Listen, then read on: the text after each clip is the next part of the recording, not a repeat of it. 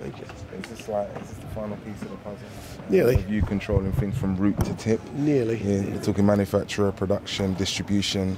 It's almost sewn up, isn't it? We're working hard on just delivering, and this is, we're not beholden to anybody. We've got control of our own destiny. I know that you mentioned earlier you felt that the boxing public are being underserved. Is that the main motivation for you doing this? Well, I think it's a bit about.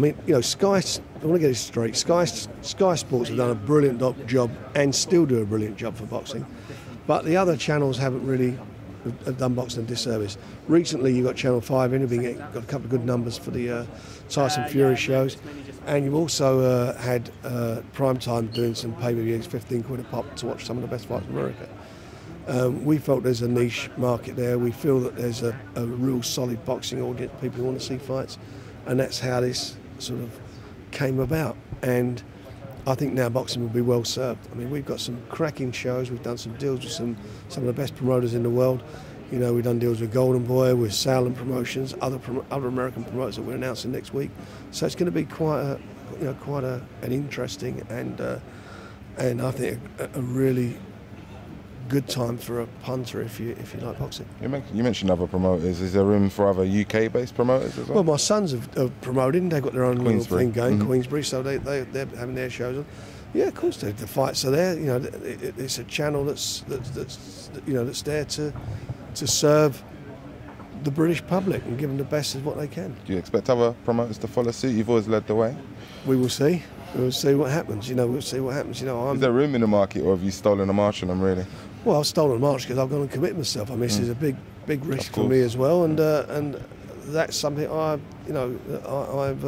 never shied away from. Yeah, you mentioned you want to establish some numbers. Can you mention what type of numbers they are? Well, we need the market research that we've had done shows that there is a core audience of 5 million that can get anything up to 20 million depending on what the fight is. We're not going to run before we walk, but we think we'll get to fairly healthy numbers within the next few months. We're free to air for about 6 to 8 weeks, right, and then we go to subscription. It's be 10 quid a month, 2 live shows per week. Mm-hmm.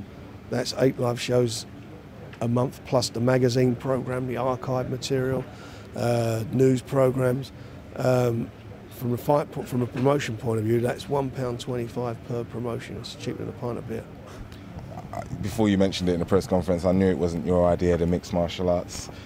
What if we reach the situation where the numbers, the viewing figures surpass what they do for our boxing show, for instance? Terrific. I'm an investor in the channel. I'll be highly delighted. So from that point of view then, you've got a channel called Box Nation, which could be showcasing more mixed martial arts one day than boxing. Who knows what's going to happen? Things evolve, but at the moment we know what our boxing audience is. It's a funny thing. There was mixed martial arts. UFC went up against the Floyd Mayweather fight last year in the States. They for some reason went head to head.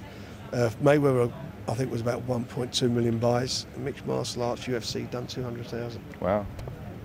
Two different audiences. Yeah, no, definitely. So that was my last question in there, is how does this deal impact on what you can offer your fighters and the deals that you offer your fighters in the future? Does it change the landscape? My fighters have existing contracts with me. They'll get what's in their contract. And if this takes off, then hopefully they'll earn more money. Good luck, mate. Cheers. Thank you. Good luck.